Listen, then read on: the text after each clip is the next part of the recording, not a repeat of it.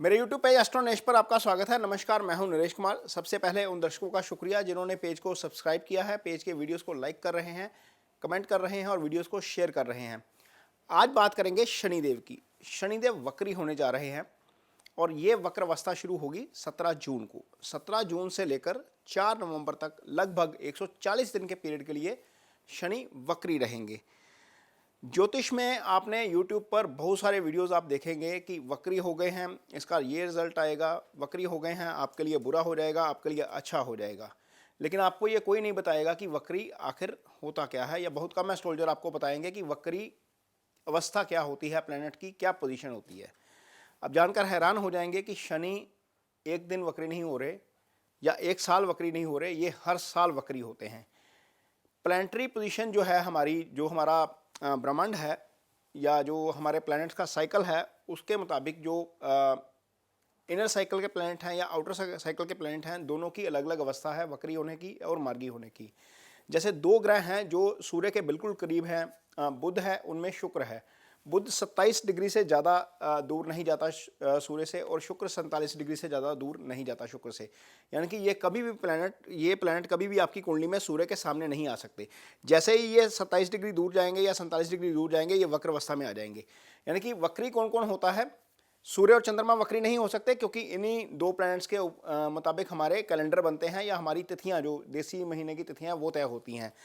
और चंद्रमा वक्री नहीं होते, राहु केतु हमेशा वक्री रहते हैं। तो वक्री कौन कौन हो सकता है? वक्री शनि हो सकता है, वक्री मंगल हो सकता है, वक्री गुरु हो सकता है, वक्री शुक्र हो सकता है, वक्री बुध हो सकता है। तो ये 5 प्लैनेट वक्री हो सकते हैं। बुध साल में 89 डेज, लगभग 90 दिन के आसपास वक्री रहते हैं। मंगल की भी यही अवधि है, 75 से 80 दिन के आसपास मंगल जो है वो वक्री रहते हैं। शुक्र लगभग 45 दिन के आसपास वक्री रहते हैं साल में। गुरु जो है वो 4 महीने, यानी कि एक साल का करीब 1/3 हिस्सा गुरु जो है वो वक्री रहते हैं। शनि लगभग 4.5 महीने, 135 से लेकर 140 दिन का पीरियड है जब शनि वक्री होते हैं। अब वक्री अवस्था में मान लीजिए कोई व्यक्ति एक जन्म ले रहा है जब शनि वक्री है, गुरु वक्री है और मंगल भी वक्री है, और ये वक्र अवस्था सामान्य तौर पर जो होती है वो जून के महीने से ही शुरू होती है। जब सूर्य ग्रहण लग जाता है, प्लैनेट्स की पोजीशन ऐसी हो जाती है कि वो सूर्य से दूर चले जाते हैं काफ़ी, तो ये स्थिति आती है कि प्लैनेट्स वक्री हो जाते हैं। एक टाइम पे आप देखेंगे कि 6 प्लैनेट वक्री हुए होंगे मीन ब्रह्मांड में। जैसे सूर्य के सामने आएंगे तो मैं यूरेनस प्लूटो की भी बात कर रहा हूँ, मंगल शनि गुरु बुध एक ही वक्त पर वक्री होंगे, और कई कुंडलियां हम देखते हैं जिनमें 4-4 प्लैनेट वक्री होते हैं।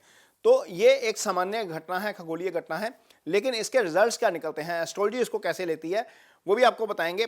वक्री अवस्था में जब प्लैनेट होता है तो ऐसा लगता है कि आपको प्लैनेट पीछे की तरफ जाता हुआ नजर आता है, जबकि वो अवस्था दिखती है, होती नहीं है। मीन प्लैनेट की मूवमेंट वैसी लगता है कि जैसे किसी ने कार के ऊपर हैंड ब्रेक लगा दी और कार को आप ड्राइव कर रहे हो लेकिन वो आगे नहीं जा रही, इस तरह की पोजीशन हो जाती है। और होता क्या है कि जो वक्री प्लैनेट है उसका चेष्टा बल बढ़ जाता है। जब हम कुंडली देखते हैं तो उसमें दिग्बल देखते हैं, स्थान बल देखते हैं, काल बल देखते हैं, चेष्टा बल देखते हैं। 6 तरह के बल को मिलाकर प्लैनेट की स्ट्रेंथ जो है वो तय की जाती है। इसमें चेष्टा बल बढ़ जाता है, यानी कि कोई भी प्लैनेट जो वक्री है वो अपना फल करने की, चाहे वो अच्छा है चाहे वो बुरा है, उसकी चेष्टा बढ़ जाती है। जब बढ़ जाती है तो निश्चित तौर पर आपके ऊपर उसका असर नजर आता है। तो शनिदेव जब वक्री होंगे तो क्या स्थिति रहेगी, कौन सी राशि के लिए अच्छा फल देंगे, ये जानने की कोशिश करेंगे। अब बात करेंगे सिंह राशि के जातकों की। सिंह राशि के जातकों के लिए शनि का 17 जून के बाद वक्री होना कैसा रहेगा? सिंह राशि एक ऐसी राशि है जहां पर शनि अच्छे फल नहीं करते।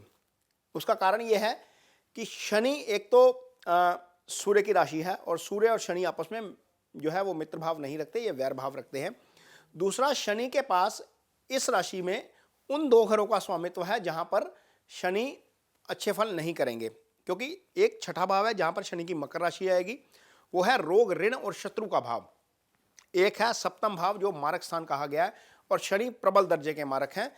यानी कि शनि जब यहाँ के फल करने पे आएंगे तो आपको बहुत ज़्यादा कष्ट दे सकते हैं। और यदि आपकी कुंडली में वक्र अवस्था में है और अब दोबारा से वक्री हो गए हैं तो आपके लिए बहुत ज़्यादा दिक्कत वाली स्थिति हो सकती है। फिलहाल शनि का गोचर आपकी कुंडली में सप्तम स्थान से हो रहा है, और सप्तम स्थान में शनि जो है वो सप्तम के फल करेंगे। यदि दशा महादशा या आपकी कुंडली में अंतरदशा चल रही है तो इन दोनों भावों के फल निश्चित तौर पर आपको देखने को मिलेंगे। ये डिपेंड करेगा कि आपकी कुंडली में शनि कहाँ प्लेस्ड है। यदि अच्छी प्लेसमेंट है तो हो सकता है कि आपको अच्छे फल भी मिले। हो सकता है कि यदि पंचम में या 9वें स्थान में पड़े हुए हैं तो आपको उसके अच्छे फल भी मिल सकते हैं और ये भी अचानक से ही मिलेंगे। लेकिन जिन 2 भावों के स्वामी हैं उसके फल निश्चित तौर पर वो करेंगे ही करेंगे। तो सबसे पहली बात किन चीज़ों का ध्यान रखना है सिंह राशि के जातकों को। छठा भाव चूंकि रोग ऋण शत्रु का भाव है तो किसी की गारंटी लेने से बचिए। में कोई भी व्यक्ति हो सकता है कि आपको कोई दोस्त आके, कोई रिश्तेदार आके आपको बोले कि मेरी इस फला मामले में गारंटी ले लीजिए या फाइनेंशियल गारंटी ले लीजिए, तो प्लीज़ ना करिएगा। यहाँ पर आप फंस सकते हैं। किसी की गारंटी लेंगे, सामने वाला बंदा निकल जाएगा, पैसा आपके सिर पे मर जाएगा। क्योंकि यह छठा भाव ऋण का भाव है ना, तो कर्ज आपके सिर पर चढ़ जाएगा, देनदारी आपके सिर पर चढ़ी जाएगी। साइन आपने किए होंगे राजीनामे पर या फिर किसी और चीज़ के ऊपर, लाइबिलिटी आपकी खड़ी हो जाएगी। ऐसा मत करिएगा। सिंह राशि के जातकों को इससे सावधानी बरतने की जरूरत है। शनि यहाँ पर छठे सप्तम में गोचर कर रहे हैं, छठे से दूसरे में है, तो शनि आपके लगन को देख भी रहे हैं, यानी कि राशि को देख भी रहे हैं। तो इसका मतलब यह है कि जब वक्री हो जाएंगे तो आप ज़्यादा जिद्दी हो जाएंगे। वैसे भी सिंह राशि का स्वामी सूर्य होता है, ये सुनते कम है, बोलते ज़्यादा हैं। तो आपको जब शनि सीधी दृष्टि से देखता है तो आप में थोड़ा सा रिजिडपन आ जाता है, आप जिद्दी ज़्यादा हो जाते हैं। तो अड़ने की कोशिश मत करिएगा।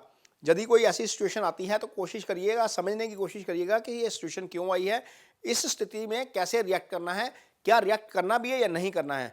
यदि ऐसी अप्रोच लेकर चलेंगे तो हो सकता है कि छठे के फल कम जो है वो मिले, क्योंकि शनि कर्म के कारक हैं। जिस तरह का आप रिएक्शन करेंगे उस तरह का फल छठे भाव से आ जाएगा।